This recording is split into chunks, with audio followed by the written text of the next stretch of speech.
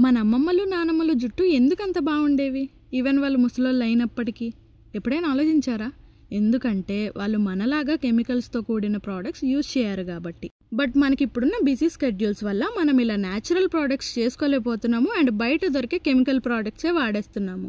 But 2 వారాలకు ఒకసారి 2 నుంచి 3 గంటలు మనవి కాదు అనుకొని నేను చెప్పిన ఈ హెర్బల్ షాంపూని తయారు చేసుకొని వాడండి. జుట్టు సమస్యలన్నీ పోయి జుట్టు బాగా ఒత్తుగా పెరగడానికి యూజ్ అవుతుంది. ఈ హెర్బల్ షాంపూ ఎలా చేసుకోవాలంటే, స్క్రీన్ మీద చూపించిన ఇంగ్రీడియంట్స్ అన్ని ఒక పెద్ద గిన్నెలో వేసి అవి మునిగేంత వరకు వాటర్ పోసి మూత పెట్టి 24 గంటలు నానబెట్టాలి.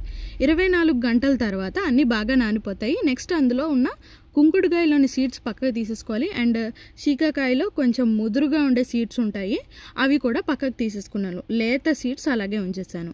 తర్వాత నెక్స్ట్ నానబెట్టిన వాటర్ ఉంటాయి కదా, అవి కూడా స్ట్రెయిన్ చేసేసుకొని ఆ వాటర్ని కూడా పక్కన పెట్టుకున్నాను.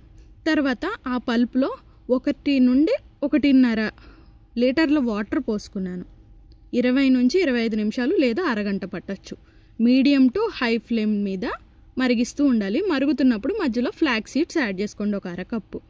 25 నిమిషాలకి ఇలా థిక్ కన్సిస్టెన్సీ వస్తుందన్నమాట కలుపుతూ ఉండగా. పద్దాక కలపక్కర్లేదు, మధ్య మధ్యలో కలుపుకుంటే చాలు. తర్వాత లిక్విడ్ ఇలా జిగురులాగా అవుతుంది, అప్పుడు మీరు స్టవ్ ఆఫ్ చేసేసుకోవచ్చు. తర్వాత దీన్ని ఒక 2 గంటలు కంప్లీట్గా చల్లారనివ్వాలి. చూసారా, బాగా జిగురుగా అయిపోతుంది అనమాట. తర్వాత మొత్తాన్ని బాగా ప్రెస్ చేస్తూ బాగా కలుపుతూ ఆ ఇంగ్రీడియంట్స్లోని సారం అంతా బయటకు వచ్చేసేలాగా బాగా పిసుకుతూ కలుపుతూ ఉండాలన్నమాట. న్యాచురల్గా కుంకుడుకాయ అండ్ శీకాకాయలోంచి మనకి నురగ అనేది వస్తుంది. సో మనం కలుపుతున్నప్పుడు కూడా నురగ వస్తుంది అనమాట.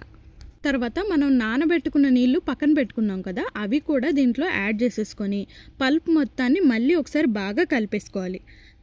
తర్వాత ఒక కాటన్ క్లాత్ వేసుకొని షాంపూని ఆ క్లాత్లో వేసుకొని బాగా పిండేయాలన్నమాట. మొత్తం ఆ పల్ప్ అంతా ఉండేలాగా, పల్ప్లోని సారం అంతా బయటకు వచ్చేసేలాగా బాగా గట్టిగా పిండేసుకోవాలి. తర్వాత అందులో మిగిలిపోయిన పల్ప్ ఉండింది కదా, అది కూడా పారేయడం నాకు ఇష్టం లేదు. యాక్చువల్లీ అది పారేసుకోవచ్చు, బట్ నాకు అది పారేయడం ఇష్టం లేదు కాబట్టి అది మిక్సీ జార్లో వేసి కొంచెం వాటర్ వేసి అందులోంచి వచ్చిన వాటర్ మళ్ళీ ఈ షాంపూలో కలిపేశాను అనమాట.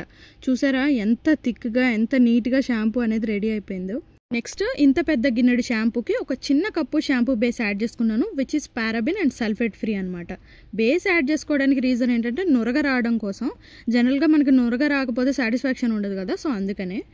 నెక్స్ట్ ఈ షాంపూని బాటిల్స్లో స్టోర్ చేసుకొని ఫ్రిడ్జ్లో పెట్టుకోవాలి. మనం ఎట్లాంటి ప్రిజర్వేటివ్స్ వాడలేదు కాబట్టి ఈ షాంపూలు 2 వారాలు మాత్రమే ఉంటాయి, అది కూడా ఫ్రిడ్జ్లో పెట్టి యూజ్ చేసుకోవాలి. ఒకవేళ 1 మంత్ వరకు వాడాలంటే డీప్ ఫ్రీజర్లో పెట్టి క్యూబ్స్ లాగా చేసి వాడుకోండి.